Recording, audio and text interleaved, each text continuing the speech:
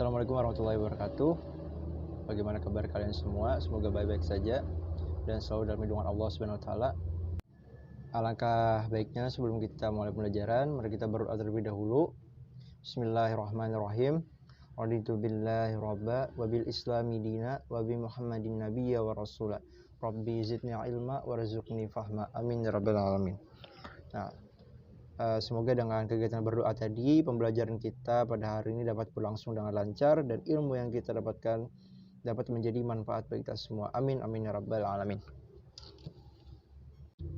Alhamdulillah kita bisa bertemu kembali pada pembelajaran daring pada hari ini, yang mana kita akan membahas mengenai substansi dan strategi dakwah Nabi Muhammad SAW di Madinah. Nah, pada pertemuan sebelumnya kita sudah membahas mengenai kebudayaan dan kondisi masyarakat Madinah sebelum Islam, yang mana sudah kita ketahui kondisi Madinah adalah kota yang subur, tanahnya subur, dan di sana itu komoditas yang melimpah adalah pertanian. Penduduknya juga berprofesi ada yang berprofesi sebagai pedagang, ada yang petani, dan juga beternak. Nah, mengenai kebudayaan di sana di Madinah ada beberapa suku. Dari suku Aus dan Khazraj, ada juga kaum Yahudi, ada juga sedikit kaum Nasrani. Jadi kebudayaan dan agamanya beragam. Ada yang menyembah berhala seperti suku Aus dan Khazraj, ada yang beragama Samawi seperti kaum Yahudi, ada juga yang beragama Nasrani.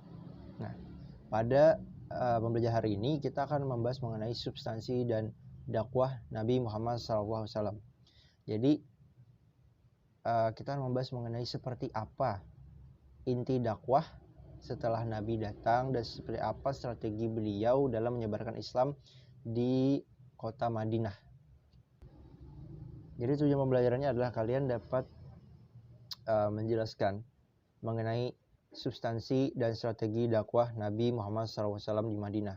Seperti apa inti ajaran beliau dan seperti apa strategi atau hal-hal yang beliau lakukan untuk mengajarkan Islam di Madinah. Nah, manfaatnya kita mempelajari ini. Seperti yang sudah diketahui, sejarah itu adalah sebuah pelajaran bagi kita semua. Nah, jadi dengan kita mempelajari substansi, kita mempelajari strategi dakwah Nabi, kita dapat meneladani sikap beliau, bagaimana kita dapat meneladani beliau, bagaimana sikap beliau ketika menyebarkan Islam di Madinah, seperti apa inti ajaran yang beliau ajarkan itu dapat kita amalkan dalam kehidupan kita sehari-hari, dan apa yang beliau lakukan itu dalam menyebarkan Islam dapat kita juga amalkan, karena beliau sendiri adalah uswatun hasanah, yaitu teladan yang terbaik bagi kita. Jadi apa yang beliau lakukan, substansi yang beliau ajarkan, strategi yang beliau ajarkan, itu dapat kita terapkan dalam kehidupan kita gitu. Jadi kita selain mengetahui, kita tahu nih, kita belajar gitu mengenai substansi dan strategi dakwah beliau, dan kita juga dapat mengamalkan hal tersebut dalam kehidupan kita gitu. Nah, selanjutnya adalah penjelasan. Jadi penjelasan materi, jadi tolong untuk disimak baik-baik penjelasan yang akan Bapak sampaikan. Baiklah, kita masuk kepada pembahasan, yaitu mengenai substansi dan strategi dakwah Rasulullah di Madinah. Mengenai substansi dakwah di Madinah ada 6, yaitu tauhid, al-ikha persaudaraan, musyawarah atau persamaan, tasamuh atau toleransi, musyawarah, dan ta'awun atau tolong menolong. Jadi mengenai substansi yang pertama adalah tauhid. Jadi pada masa itu bangsa Arab berada pada masa jahiliyah. Mereka menyembah berhala, berperilaku tercela, dan menyekutukan Allah. Mereka tenggelam dalam kemusyrikan. Untuk itulah Allah Subhanahu wa taala mengutus Nabi Muhammad SAW untuk membawa risalah Al-Quran yang menjelaskan bahwa tak ada Tuhan yang berhak disembah kecuali Allah Subhanahu wa taala. Selanjutnya adalah al-ikha atau persaudaraan. Yang dilakukan Nabi Muhammad SAW dalam dakwah periode Madinah adalah mempersaudarakan kaum muhajirin dan kaum ansar. Hal ini dilakukan karena persaudaraan merupakan asas penting dalam masyarakat Islam yang diletakkan Nabi Muhammad SAW. Selanjutnya adalah al-musyawamah atau persamaan. Jadi pada dasarnya seluruh manusia di dunia ini adalah saudara. Mereka adalah keturunan Adam yang diciptakan dari tanah. Untuk itu semua manusia sama di hadapan Allah Subhanahu wa taala. Dan orang yang paling mulia adalah orang yang paling bertakwa. Yang keempat adalah tasamuh atau toleransi. Nabi Muhammad mengajarkan kepada umat Islam agar memiliki sifat tasamuh, yakni bertoleransi dalam menyikapi segala perbedaan yang ada di masyarakat. Hal itu dilakukan ketika beliau berada di Madinah. Masyarakat yang majemuk disatukan dalam wadah piagam Madinah. Perlu diingat bahwa toleransi dalam Islam adalah toleransi yang bersifat keduniaan, bukan dalam hal akidah dan ibadah. Yang kelima adalah musyawarah. Nabi Muhammad adalah sosok yang demokratis. Ketika ada persoalan atau masalah yang berkaitan dengan hal keduniaan, beliau senantiasa bermusyawarah untuk mencari solusinya bersama-sama. Yang keenam adalah ta'awun atau tolong-menolong. Allah Subhanahu wa taala memerintahkan kepada umatnya agar tolong-menolong dalam kebaikan dan takwa. Selanjutnya itu adalah mengenai strategi dakwah di Madinah. Jadi yang pertama dilakukan Nabi adalah mendirikan atau membangun masjid. Dan masjid itu dinamakan Masjid Nabawi. Dan lokasi didirikannya adalah pada lokasi unta beliau duduk. Di tempat inilah mulai dilakukan dakwah, yaitu dengan melakukan sholat berjamaah, pengenalan dan penanaman ibadah mahdhah, muamalah, dan kegiatan-kegiatan keagamaan lainnya. Sehingga wilayah di sekitar masjid menjadi ramai. Selanjutnya diteruskan dengan membangun jalan raya di sekitar masjid. Lama-kelamaan tempat itu menjadi pusat kota dan pemukiman. Ramainya pembangunan di kota Madinah menyebabkan masyarakat yang berasal dari wilayah lainnya berdatangan ke kota Madinah, baik untuk berdagang ataupun tujuan-tujuan lainnya. Hal ini menyebabkan Madinah menjadi kota terbesar di Jazirah Arabia. Hal yang dilakukan Nabi selanjutnya adalah mempersaudarakan kaum Ansar dan kaum Muhajirin. Di samping membangun masjid sebagai pusat perkumpulan dan persatuan, Rasulullah SAW juga melakukan langkah lain, yaitu mempersaudarakan kaum Muhajirin dan kaum Ansar. Persaudaraan ini berdasarkan agama yang menggantikan persaudaraan yang berdasarkan darah, sehingga suasana menjadi lebih damai dan aman. Langkah tersebut dilakukan untuk memperkuat barisan umat Islam di kota Madinah.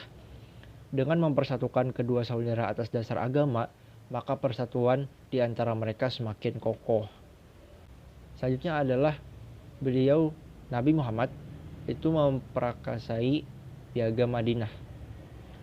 Lahirnya piagam Madinah diperkirakan kurang dari 2 tahun Rasulullah SAW tinggal di Madinah.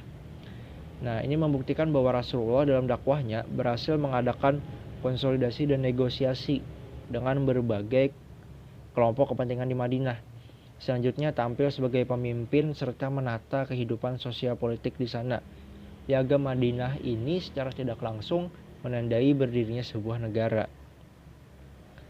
Para sejarawan menyebut bahwa piagam Madinah sebagai konstitusi tertua di dunia sepanjang sejarah. Jadi piagam tersebut menjamin kebebasan beragama kaum Yahudi, menekankan kerjasama sedekat mungkin di kalangan Islam, Muhajirin dan Ansor, menyerukan kepada kaum Yahudi dan orang-orang Islam bekerja sama untuk perdamaian berdasarkan peraturan umum, serta menetapkan kewenangan mutlak kepada Rasulullah SAW untuk menyelesaikan dan menegakkan perselisihan di antara mereka. Nah, jadi inti dari piagam Madinah adalah sebagai berikut. Kaum Yahudi beserta kaum Muslim wajib turut serta dalam peperangan. Kedua, kaum Yahudi dari Bani Auf diperlakukan sama dengan kaum Muslimin. Ketiga, kaum Yahudi tetap dengan agama Yahudi mereka, dan demikian pula dengan kaum Muslimin. Yang keempat, semua kaum Yahudi dari semua suku dan kabilah di Madinah diperlakukan sama dengan kaum Yahudi Bani Auf. Yang kelima, kaum Yahudi dan Muslimin harus tolong-menolong dalam memerangi atau menghadapi musuh. Yang keenam, kaum Yahudi dan Muslimin harus senantiasa saling berbuat kebajikan, dan saling mengingatkan ketika terjadi penganiayaan atau kezaliman. Yang ketujuh, kota Madinah dipertahankan bersama dari serangan pihak luar. Yang kedelapan, semua penduduk Madinah dijamin keselamatannya kecuali yang berbuat jahat. Yang kesembilan, Rasulullah SAW adalah pemimpin umum untuk seluruh penduduk Madinah. Nah, dari yang kita lihat kan berdasarkan butir-butir dari Piagam Madinah tadi, jelas bahwa Nabi Muhammad SAW telah mengikat dan menjamin akan keamanan jiwa dan harta dan agama orang-orang muslim. Dalam piagam tersebut, Nabi SAW memberikan hak dan kewajiban serta kebebasan berakidah dan menekankan agar masing-masing kabilah agar saling membantu. Nah, ini kembali tadi ada hubungan dengan substansi tadi kan kalau kita lihat dari persaudaraan, persamaan, toleransi, musyawarah dan tolong menolong. Dan inilah juga yang terkandung dalam Piagam Madinah bahwa Nabi itu menjamin akan keamanan jiwa, harta dan agama, dan juga beliau memberikan kebebasan berakidah kepada masyarakat Madinah, dan juga beliau memberikan hak dan kewajiban bahwa seluruh masyarakat Madinah harus bersatu, tolong menolong dan mengingatkan dalam kebajikan. Baiklah, itu tadi penjelasan dari Bapak mengenai substansi dan strategi dakwah Rasulullah SAW di Madinah. Semoga bisa dipahami. Dan sebelum itu Bapak akan memberikan tugas individu kepada kalian. Tugasnya adalah tolong jelaskan apa saja yang dilakukan Rasulullah SAW di Madinah untuk mempersatukan masyarakat yang majemuk di Madinah. Dan tolong sebutkan apa saja substansi dari dakwah Rasulullah di Madinah. Oke. Sekian dari Bapak. Assalamualaikum warahmatullahi wabarakatuh.